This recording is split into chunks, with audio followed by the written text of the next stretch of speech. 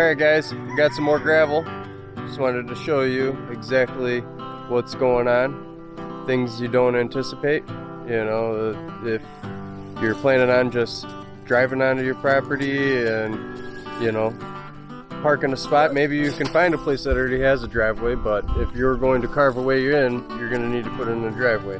And we've already spent close to $1,500 in this driveway already.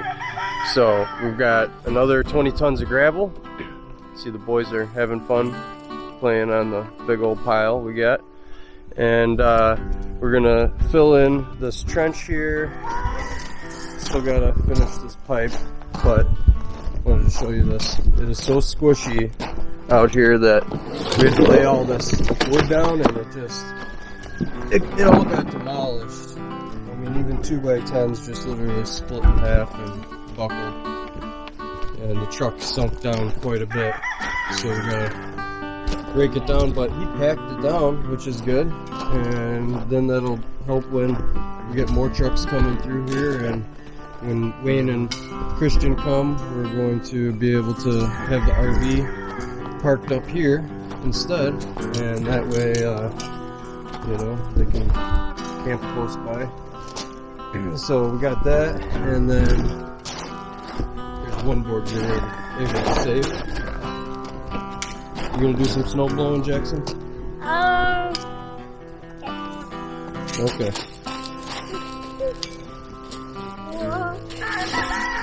Anyways, just want to show you guys this real quick.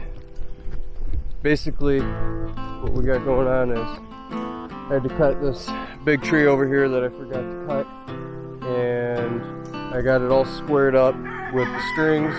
They're not level or anything, but it is perfectly square, and the dimensions that we want to do, 16 by 30, and we're going to do 2 full stories, and then at least a 4 or 6 foot knee wall on that for like a livable attic space, and then a garage on this side. And we'll put 2 cisterns down here in this space, and then a slab with the garage, and then we will probably have like a door going in to the kitchen or something right here.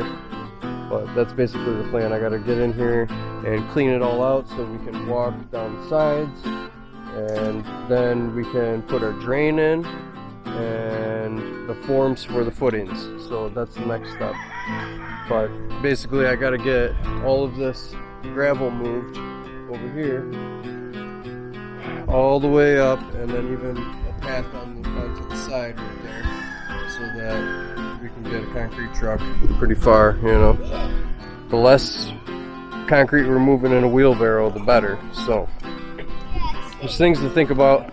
You know, when you get to your property, you're gonna, you know, have to carve your way in, unless there's a driveway already made. Maybe you can find one, but that's basically it. What else do we got going on?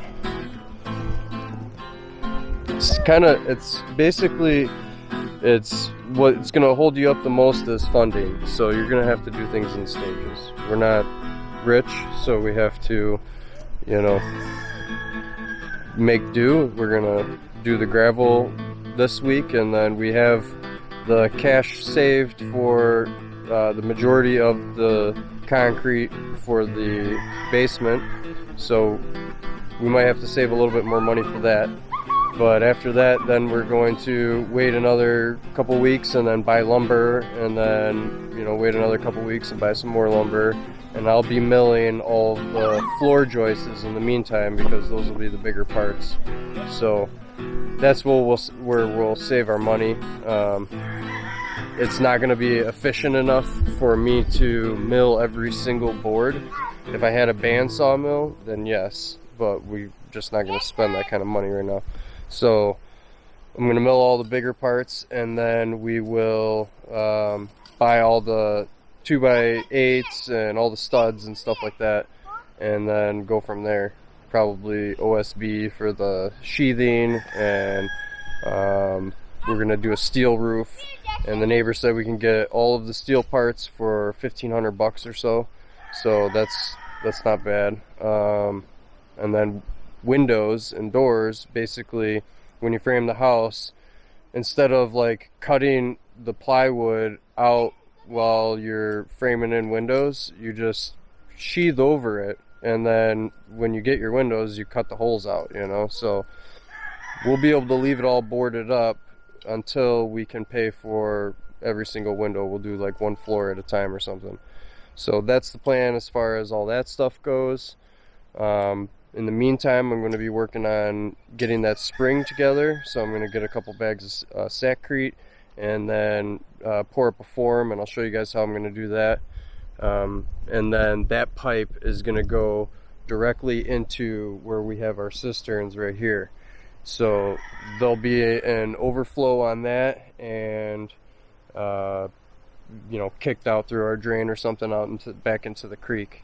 So that's the plan for that. We'll do a compost toilet, probably one of the ones where it goes on like the second floor, and then it has the tank below, a big tank where you do, you know, it has a big crank on it where you crank it once a week, and that way we're not, you know, doing the good old bucket method anymore. So we'll save for that. Until then, you know, pooping in a bucket, but whatever. You know, it's part of off grid, and if you can't get over, you know, stuff like that, then I don't know, maybe it's not for you, because it's basically like camping 24/7, and a lot of firewood cutting, a lot of hard work, getting your water, you know, manually, going down to the river, creek, whatever, pumping it. It don't matter. It's every task that you do when you're off grid is gonna be double the hard work. At least you don't go right over to your kitchen sink and get water. You know, you got to go down to the creek and carry 50 pounds of water at a time or something, you know.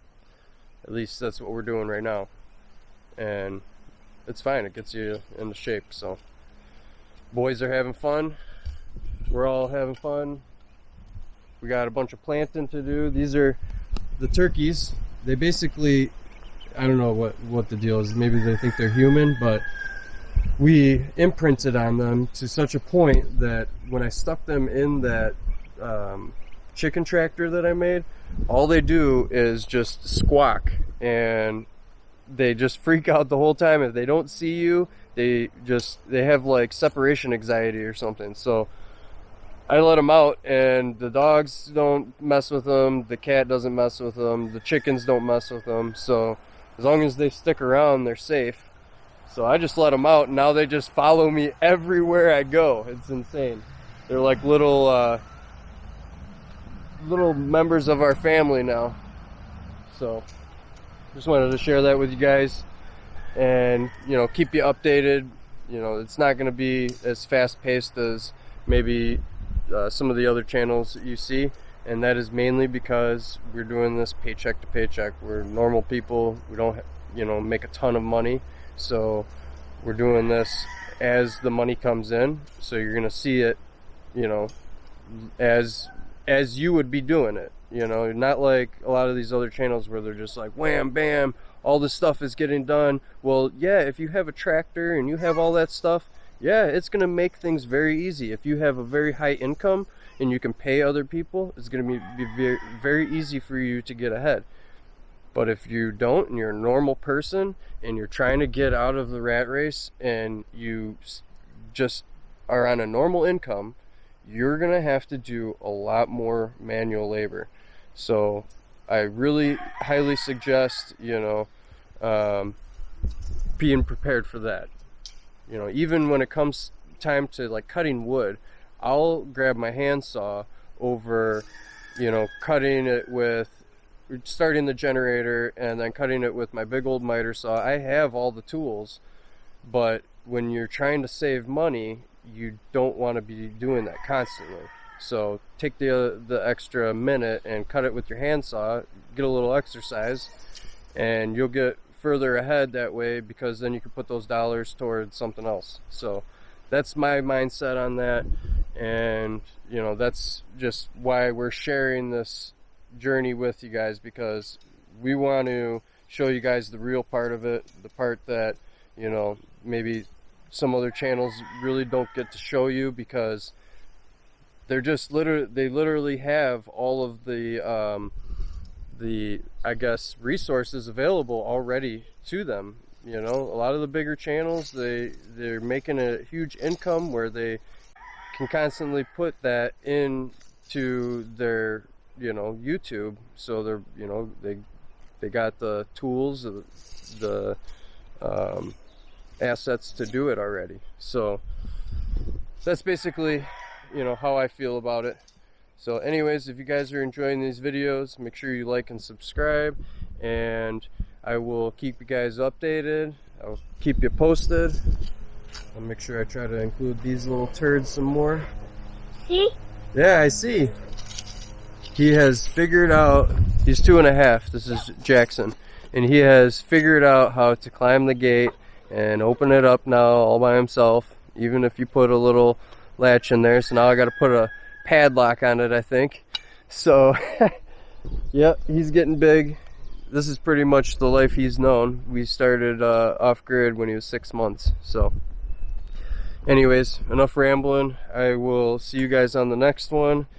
Hope you guys are all doing well, and make sure you subscribe, and you'll see us turn this 73 acres of just absolute abundant resources. You're gonna see us turn it into an off-grid farm.